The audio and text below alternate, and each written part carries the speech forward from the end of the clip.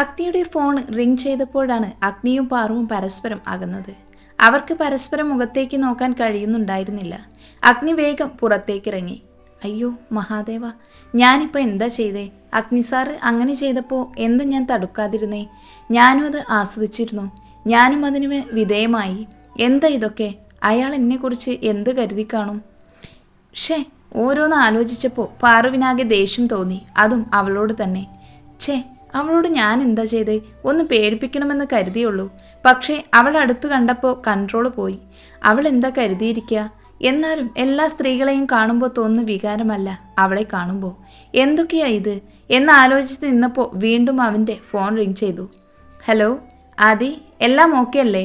നിന്റെ ഒരൊറ്റ നിർബന്ധം കൊണ്ട് മാത്രമാണ് ഞാൻ ഇതിൽ നിൽക്കുന്നത്.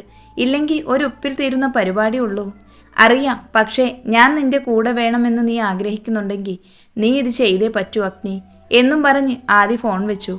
ഇല്ല അഗ്നി, നിന്നെക്കൊണ്ട് അവളുടെ കഴുത്തിൽ ഞാൻ താലി ചാർത്തിക്കും. നിനക്ക് വെറും ഇതൊരു കോൺട്രാക്ട് മാരേജ് ആയിരിക്കും. പക്ഷേ നീ തന്നെ പറയും അവളെ നിനക്ക് ജീവിതകാലം മുഴുവൻ വേണമെന്ന്. അതും എന്നോട്. എനിക്ക് ഉറപ്പുണ്ട് അത്രയ്ക്കുണ്ടടാ അവളിലെ നന്മ. അത് പുറത്തു കൊണ്ടുവരും നിന്നിലെ പ്രണയം. ഓരോന്ന് ആലോചിച്ച് ആദി നിന്നു. ശിവ, കഴിഞ്ഞില്ലേ? വാ ഇറങ്ങാം എന്ന് അഗ്നി വിളിച്ചപ്പോഴാണ് പാറു ചിന്തകളിൽ നിന്നും ഉണർന്നത്. അവൾ അവൻ്റെ കൂടെ ഇറങ്ങി. എന്തോ അവൻ്റെ മുഖത്തേക്ക് നോക്കാൻ പാറുവിന് പ്രയാസം തോന്നി. അതുകൊണ്ട് തന്നെ അവൾ വണ്ടിയിൽ ഇരുന്നപ്പോഴും വെളിയിലേക്ക് നോക്കിയിരുന്നു. എന്നാൽ ഇടയ്ക്കിടെ വരുന്ന അവൻ്റെ നോട്ടങ്ങളെ അവൾ അറിഞ്ഞിട്ടും അറിഞ്ഞതായി ഭാവിച്ചില്ല. വണ്ടി എവിടെയോ നിർത്തിയെന്ന് തോന്നിയപ്പോഴാണ് പാറു അവൻ്റെ മുഖത്തേക്ക് നോക്കിയത്. വാ ഇറങ്ങ് എന്നവൻ പറഞ്ഞപ്പോൾ തന്നെ അവൾ വണ്ടിയിൽ നിന്നും ഇറങ്ങി. അവൾ ഇറങ്ങുന്നത് കണ്ടതും ആദ്യം അവരുടെ അടുക്കിലേക്ക് വന്നു. നിങ്ങൾ വന്നോ മോളെ പ്രിയ? ഞാൻ ആദിൽ ഇബ്രാഹിം. നിനക്കെന്നെ പരിചയമുണ്ടാവുമല്ലോ എന്നവൻ പാറുവിനെ നോക്കി ചോദിച്ചു. അവൾ അറിയാമെന്ന രീതിയിൽ തല കുലുക്കിയതും എന്തോ ആദിക്ക് അവളോട് വല്ലാത്ത സഹതാപം തോന്നി. അവൾ അവൻ്റെ കൂടെയുള്ള ആളെ നെറ്റി ചുളിച്ച് നോക്കിയതും അവർ പരിചയപ്പെടുത്തി കൊടുത്തു. മോളെ, ഇത് ഷഹീർ അനസ്, അഗ്നിയുടെ ഫ്രണ്ട് തന്നെയാ. മോളിപ്പോൾ അമ്പലത്തിൽ കയറി പ്രാർത്ഥിച്ചു വാ എന്നവൻ പറഞ്ഞപ്പോഴാണ് പാറു അമ്പലം ശ്രദ്ധിക്കുന്നത് തന്നെ. അവൾ അഗ്നിയെ നോക്കി. അവൻ അതിലൊന്നും വിശ്വാസമില്ല മോളെ, നീ പോയി പ്രാർത്ഥിച്ചേക്ക് ആദി പാറുവിനോടായി പറഞ്ഞു. മഹാദേവ, ഒന്നും എനിക്ക് മനസ്സിലാകുന്നില്ല. പക്ഷേ എൻ്റെ മാളുവിൻ്റെ ജീവൻ രക്ഷിക്കാൻ ഇതേ ഉള്ളു വഴി. തുടർന്നുള്ള വഴി നീ കാണിക്കണം. എനിക്ക് അയാളെ എന്തുകൊണ്ടാണ് വെറുക്കാൻ പറ്റാത്തതെന്ന് മനസ്സിലാകുന്നില്ല. പക്ഷേ അയാൾ കാണിക്കുന്നത് ചതിയല്ലേ? ഓരോന്ന് പ്രാർത്ഥിച്ച് നിൽക്കുമ്പോഴാണ് എന്തോ കഴുത്തിൽ ഇഴയുന്നത് പോലെ തോന്നിയത്. ഏതോ പെർഫ്യൂമിൻ്റെ സ്മെല്ലും ഫീൽ ചെയ്തപ്പോഴാണ് പാറു കണ്ണുകൾ തുറന്നത്. അതിനു മുമ്പേ അഗ്നി അവളുടെ കഴുത്തിൽ താലി കെട്ടിയിരുന്നു. പൂജാരി കൊണ്ടുവന്ന താലത്തിൽ നിന്ന് കുറച്ചു കുങ്കുമം എടുത്ത് അവൻ അവളുടെ സീമന്തരേഖ ചുവപ്പിച്ചതും അവളുടെ കണ്ണുകളിൽ നിന്നൊരു തുള്ളി കണ്ണുനീർ അവൻ്റെ കൈകളിൽ വന്നു പതിച്ചു. അവന് അവളുടെ കണ്ണുനീർ പതിച്ചിടം ചുട്ടുപൊള്ളുന്നത് പോലെ തോന്നി. അവളുടെ നിറഞ്ഞു തൂവിയ കണ്ണുകൾ അവൻ്റെ ഹൃദയത്തെ കൊത്തി വലിക്കുന്ന പോലെ തോന്നി. അവൻ പെട്ടെന്ന് തന്നെ അവിടെ നിന്ന് പുറത്തേക്കിറങ്ങി. മോൾ പേടിക്കണ്ട, അവൻ ആദ്യമായിട്ട് അമ്പലത്തിൽ, അതും ഞാൻ ഈ കാര്യം നിർബന്ധിച്ചത് കൊണ്ട് മാത്രമാണ് എന്ന് ആദ്യ പറഞ്ഞതും അവൾ തലയുയർത്തി അവനെ നോക്കി. അവളുടെ കലങ്ങിയ കണ്ണുകൾ കണ്ട് ആദിക്ക് എന്തോ പോലെ. അവൻ അവളോട് സഹതാപം തോന്നി. അവൻ അവളെ ചേർത്ത് പിടിച്ചു. നീ ഒന്നുകൊണ്ട് പേടിക്കണ്ടടി, ഞാൻ എപ്പോഴും ഉണ്ടാവും കൂടെ, നല്ലൊരു സഹോദരനായി. ഇനി നീയും എൻ്റെ പെങ്ങളാ. നിനക്ക് എന്ത് സങ്കടം വന്നാലും എന്നോട് പറയാം കേട്ടോ എന്നവൻ അവളെ ചേർത്ത് നിർത്തി പറഞ്ഞതും അവൾ അവനെ നോക്കി തലയാട്ടി. ഓ, ഒന്ന് ചിരിക്കെൻ്റെ പെങ്ങളെ എന്നവൻ പറഞ്ഞതും അവൾ അവനെ നോക്കി ചിരിച്ചു. ഓ, അപ്പോൾ നിങ്ങളൊന്ന്, അല്ലെങ്കിലും നമ്മൾ ഔട്ടാണല്ലോ. അങ്ങനെ പറയാതെ നീയും വേണമെങ്കിൽ കൂടിക്കോ. എൻ്റെ പാറുക്കൊച്ചിന് ഒരാങ്ങളെയും കൂടെ കിട്ടുന്ന കാര്യമല്ലേ എന്നവൻ പറഞ്ഞതും അവൾ അവനെ നോക്കി ചിരിച്ചു. ഭാഗ്യം, ഇപ്പോഴെങ്കിലും ചിരിച്ചല്ലോ. എൻ്റെ പാറു, നീ ഇങ്ങനെ പാവായിരിക്കല്ലേ. നീ അവനെ കാണുമ്പോൾ പഴയ പാറുവാകണം. അതായത് ഒന്ന് പറഞ്ഞാൽ രണ്ടെണ്ണം തിരിച്ചു പറയുന്ന ശിവപ്രിയ. അല്ലെങ്കിൽ അവൻ്റെ അടുക്കൽ പിടിച്ചു നിൽക്കാൻ പറ്റില്ലടി എന്ന് പറഞ്ഞ് ഷഹീറും അവളെ തോളിലൂടെ കൈയിട്ട് തന്നിലേക്ക് ചേർത്ത് നിർത്തി. രജിസ്റ്റർ ഓഫീസിൽ കയറി ബാക്കി ഫോർമാലിറ്റീസൊക്കെ കഴിഞ്ഞാണ് അവർ മടങ്ങിയത്. തിരിച്ചുള്ള യാത്രയിൽ അവർ രണ്ടുപേരും സൈലന്റ് ആയിരുന്നു. എന്നാലും പാറുവിൻ്റെ മുഖത്ത് തെളിച്ചമുണ്ടായിരുന്നു. തനിക്ക് 2 ഏട്ടന്മാരെ കിട്ടിയ സന്തോഷം. അത്രയും നേരം കൊണ്ട് അവർ അടുത്തിരുന്നു. നാളെ തന്നെ മാളുവിൻ്റെ സർജറി നടക്കാനുള്ള ഏർപ്പാട് ചെയ്യണം എന്ന അഗ്നിയുടെ വാക്കുകളാണ് പാറുവിനെ ചിന്തയിൽ നിന്നും ഉണർത്തിയത്. പിന്നെ നമ്മുടെ വിവാഹകാര്യം മറ്റാരും അറിയരുത്. കോളേജിൽ പഴയ പോലെ തന്നെ നീ എൻ്റെ സ്റ്റുഡൻറ്റും ഞാൻ നിൻ്റെ സാറും അങ്ങനെ തന്നെയാവും ഇനി അങ്ങോട്ടും എന്നവൻ പറഞ്ഞതും അവൾക്കതൊരു ആശ്വാസമായി തോന്നി. കാരണം ഇത് വെളിപ്പെടുത്താൻ അവളും ആഗ്രഹിച്ചിരുന്നില്ല. കാരണം ഈ താലി എത്രനാൾ തൻ്റെ കഴുത്തിൽ എന്നവൾക്ക് പോലും അറിയാത്ത കാര്യമായിരുന്നു. അത് ആലോചിച്ചപ്പോൾ അവൾക്ക് ശരീരത്തിലൊരു വിറയൽ അനുഭവപ്പെട്ടു. അവൾ വേഗം തൻ്റെ താലിയിൽ മുറുക്കെ പിടിച്ചു. അപ്പോൾ അവൾക്കെന്തോ ഒരു കോൺഫിഡൻസ്. അതെ, അറിയരുത് എന്ന് പറഞ്ഞാൽ, പ്രത്യേകിച്ച് തൻ്റെ ആ ഫ്രണ്ട് ഉണ്ടല്ലോ, ഒരു വട്ട് കേസ്, എന്താ അതിൻ്റെ പേര് എന്നവൻ തലയിൽ കൈവച്ച് ഓർത്തതും പാറുവിന് ചിരി വന്നു. നന്ദന. ആ, അവൾ തന്നെ. അവളോട് പ്രത്യേകം പറയരുത്. അതിനോട് പറഞ്ഞാൽ പിന്നെ ആരോടും നമ്മളായിട്ട് പറയേണ്ട കാര്യം ഉണ്ടാവില്ല. അവൾ തന്നെ നോട്ടീസ് അടിച്ച് പറഞ്ഞോളും എന്നവൻ പറഞ്ഞതും പാറു ഉറക്കെ ചിരിച്ചു. സാറിന് അവളെ നന്നായിട്ട് മനസ്സിലായല്ലോ എന്നവൾ ചോദിച്ച് ചിരിക്കാൻ തുടങ്ങി. അഗ്നി അവളുടെ ചിരി കണ്ട് മതിമറന്നിരുന്നു. അവൻ ആദ്യമായിട്ടായിരുന്നു അവളുടെ ചിരി കാണുന്നത്. എന്തോ അവളുടെ സന്തോഷം കണ്ടപ്പോൾ അവൻ്റെ ചുണ്ടിലും ഒരു ചെറുചിരി വിരിഞ്ഞു. രാത്രി ഉറങ്ങാൻ കിടന്നിട്ടും അവൾക്ക് ഉറക്കാൻ കഴിഞ്ഞില്ല. അവൾ തിരിഞ്ഞു മറിഞ്ഞു കിടന്ന് അവസാനം ജനലിൻ്റെ അടുക്കൽ വന്ന് പുറത്തെ നിലാവിനെ നോക്കി നിന്നു. അപ്പോഴും അവളുടെ കൈ തൻ്റെ താലിയിൽ പൊതിഞ്ഞിരുന്നു. അതേ നിലാവിനെ നോക്കി അവനും നിന്നു മറ്റൊരു ജാലകത്തിനരികിൽ. അപ്പോൾ അവൻ്റെ മനസ്സിൽ പാറുവിൻ്റെ ചിരിക്കുന്ന മുഖം മാത്രമായിരുന്നു. അവൻക്കെന്തോ വല്ലാത്തൊരു സന്തോഷം. രാവിലെ എന്തോ പാറുവിന് കോളേജിൽ പോവാൻ ഒരു പ്രയാസം തോന്നി. അവൾ വേഗം ഒരു ധാവണിയെടുത്ത് നന്ദുവിനെ വിളിക്കാൻ പോയി. നന്ദു, ഡി, നീ റെഡിയായില്ലേ? ആ, ദാ വരുന്നു എന്ന് പറഞ്ഞ് അവൾ വെളിയിലേക്ക് ഇറങ്ങി.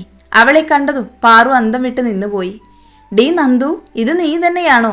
നിനക്ക് ഇത്രയ്ക്ക് ഗ്ലാമറൊക്കെ ഉണ്ടായിരുന്നോ എന്ന് പാറു പറഞ്ഞതും നന്ദു അവളെ ഒന്ന് പുച്ഛിച്ചു നോക്കി.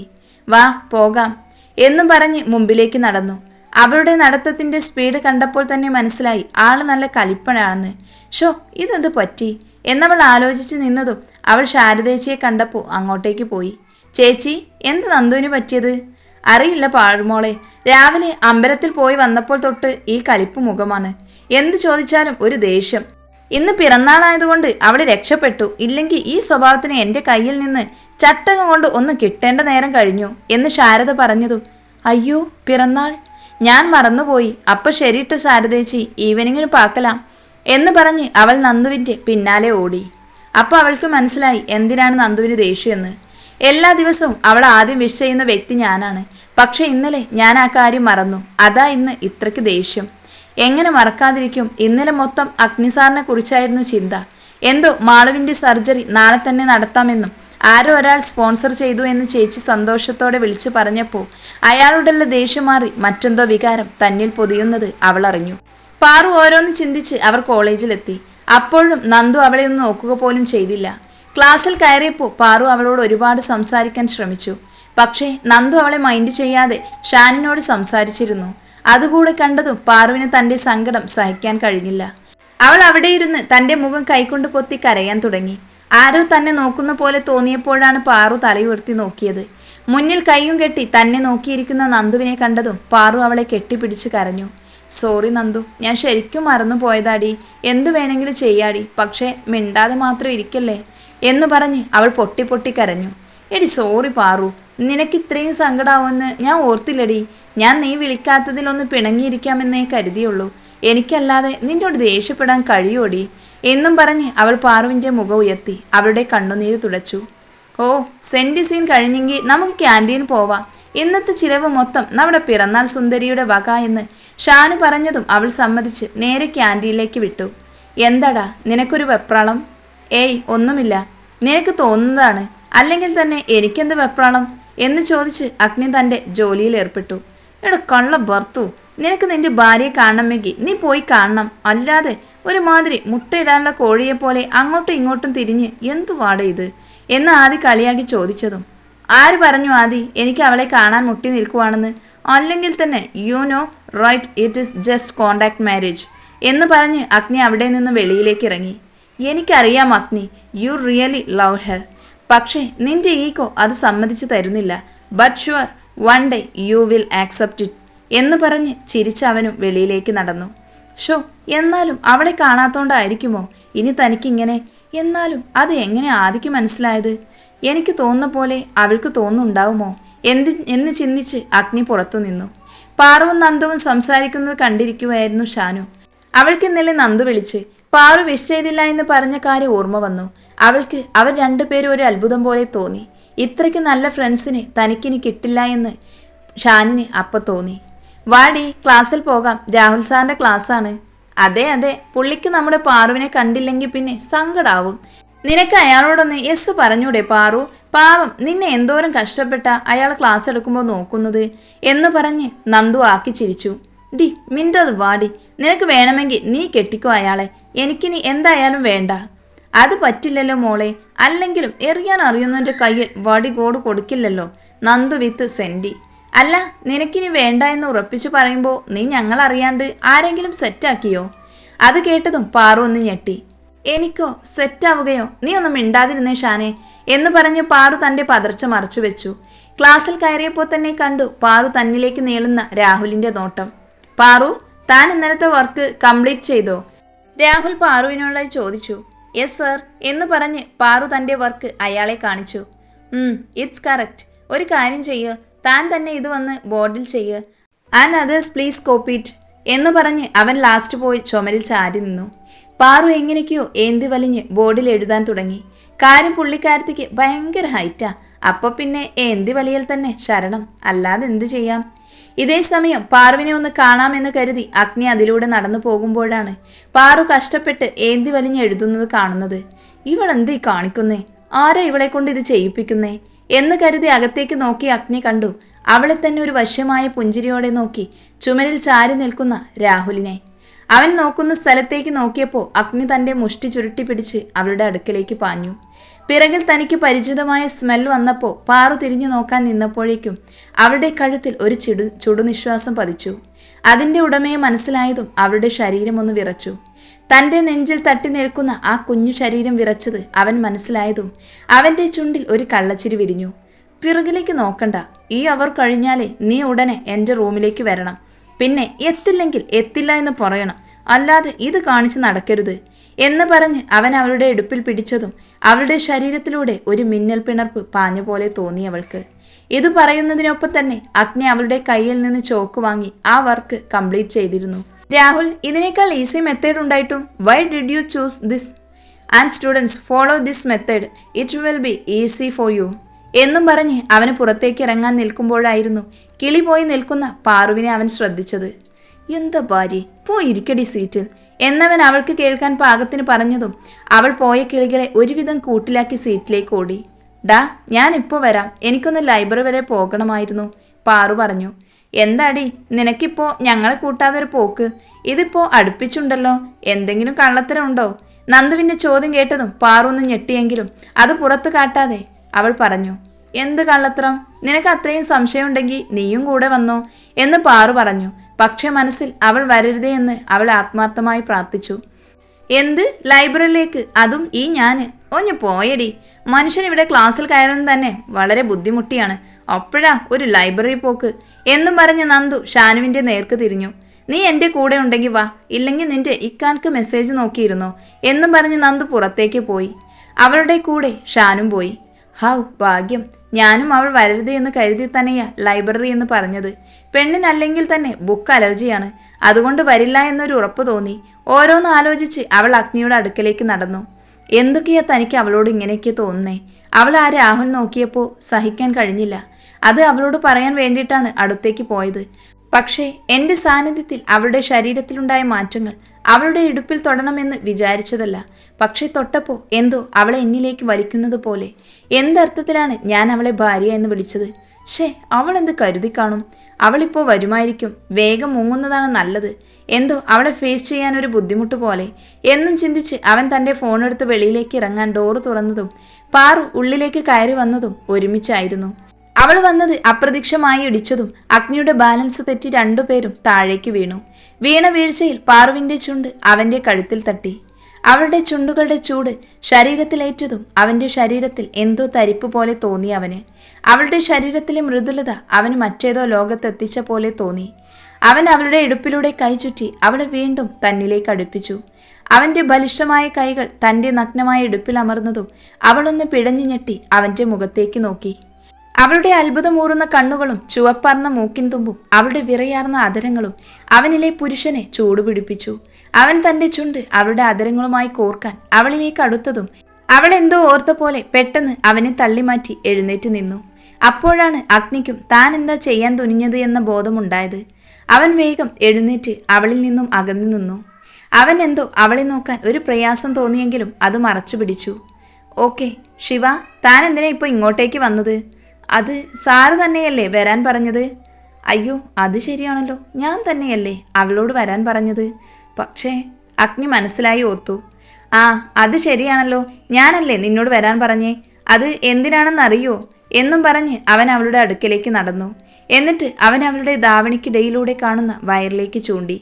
ദേ, ഇത് മറക്കാൻ കഴിയുന്നുണ്ടെങ്കിൽ മാത്രം ഇനി മേലാൽ ദേ ഈ കുന്ത്രാണ്ടം വാരിച്ചുറ്റി കോളേജിലേക്ക് വരാവൂ എന്നും പറഞ്ഞ് ധാവണി ഷോള് വലിച്ച് താഴ്ത്തിയതും അവളുടെ താലി പുറത്തേക്ക് ചാടിയതും ഒരുമിച്ചായിരുന്നു.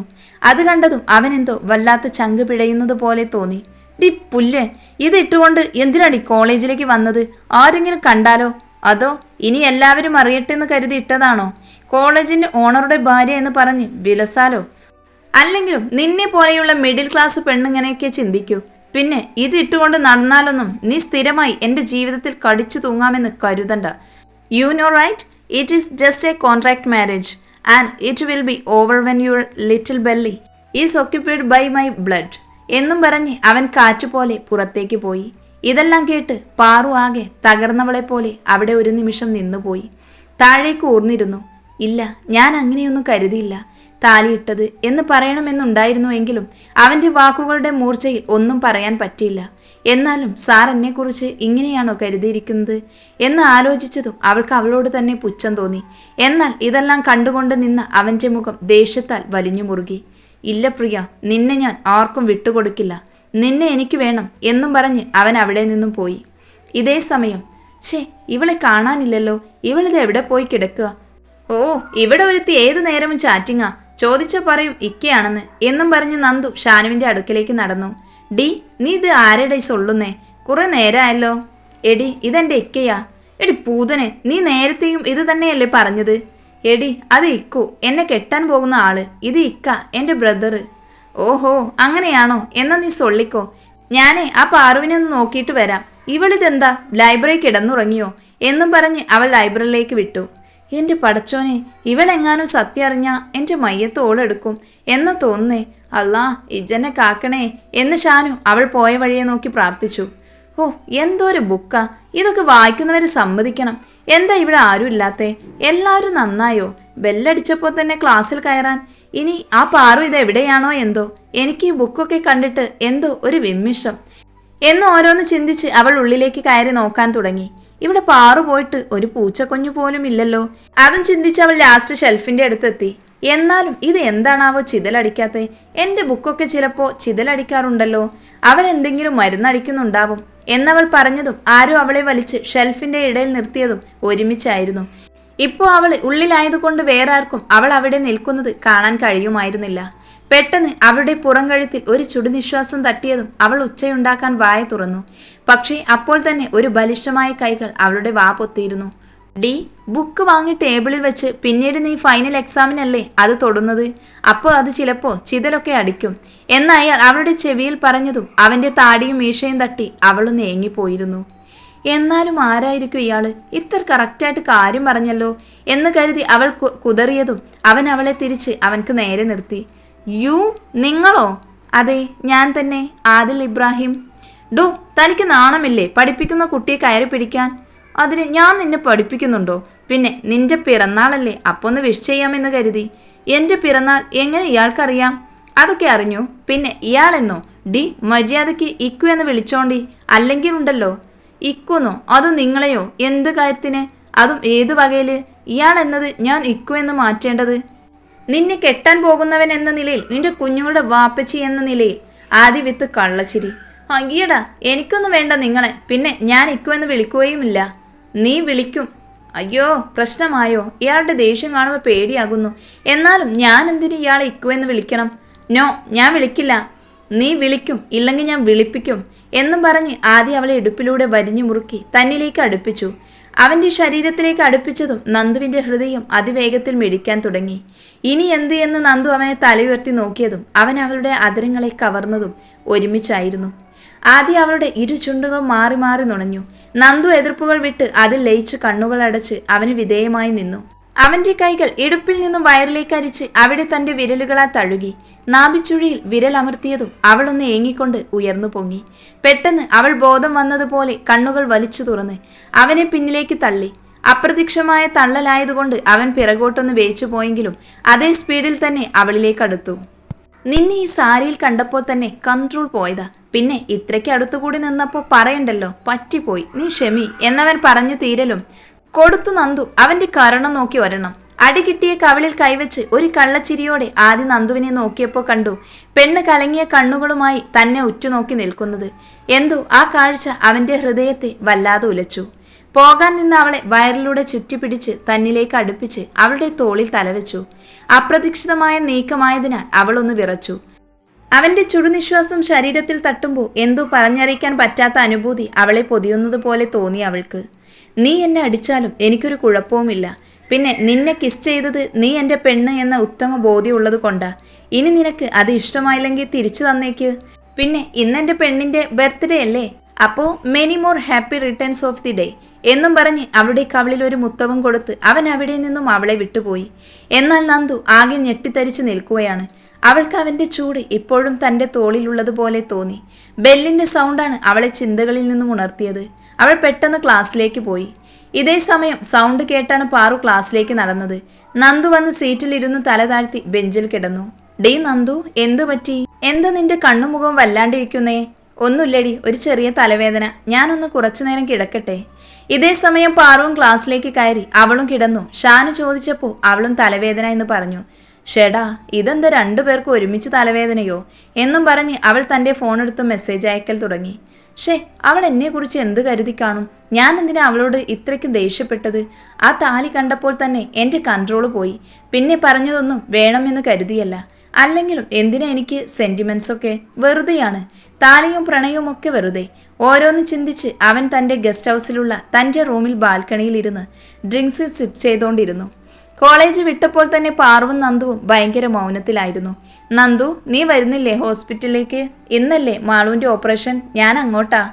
ഇല്ലടാ, നീ പൊയ്ക്കോ, ഞാൻ നാളെ രാവിലെ അങ്ങെത്താം. എനിക്ക് വല്ലാത്ത തലവേദന. ശരി, എന്നാൽ ഞാൻ പോകുക. കുറച്ച് കഴിയുമ്പോൾ ഞാനും വരും. എന്തോ എനിക്കും എന്നൊരു ക്ഷീണം തലവേദനയും എന്ന് പറഞ്ഞ് പാറു പോയി. നന്ദു നേരെ വീട്ടിലേക്കും വിട്ടു. അങ്ങോട്ടും ഇങ്ങോട്ടും ഓടി കാര്യങ്ങൾ നോക്കുന്ന കണാരേട്ടനെ തൻ്റെ ചേച്ചിയുടെ അടുക്കൽ ഒരമ്മയുടെ കരുതലും കൊണ്ട് അവളെ സമാധാനിപ്പിക്കുന്ന ശാരദ ചേച്ചിയെ ഇവരില്ലായിരുന്നുവെങ്കിൽ താൻ എന്ത് ചെയ്യുമായിരുന്നു?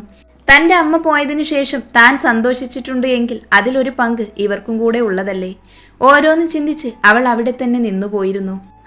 മോളെ പാറു, നീ എത്തിയോ എന്ന് ശാരദ ചേച്ചിയുടെ ശബ്ദമാണ് അവളെ ചിന്തകളിൽ നിന്ന് ഉണർത്തിയത്. നീ എന്താ അവിടെ തന്നെ നിൽക്കുന്നത്? കയറി വാ മോളെ.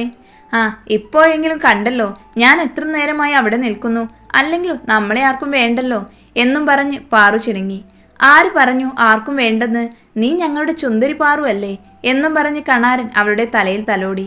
കണ്ടോ, ഈ കണാരേട്ടിന് മാത്രമേ എന്നെ ഇഷ്ടമുള്ളൂ. നോക്ക് ശാരദേച്ചി, ഇപ്പോഴും ചേച്ചിയുടെ സൈഡാ എന്നും പറഞ്ഞ് അവൾ ശാരദയുടെയും ശരണ്യയുടെയും നടുവിൽ പോയിരുന്നു.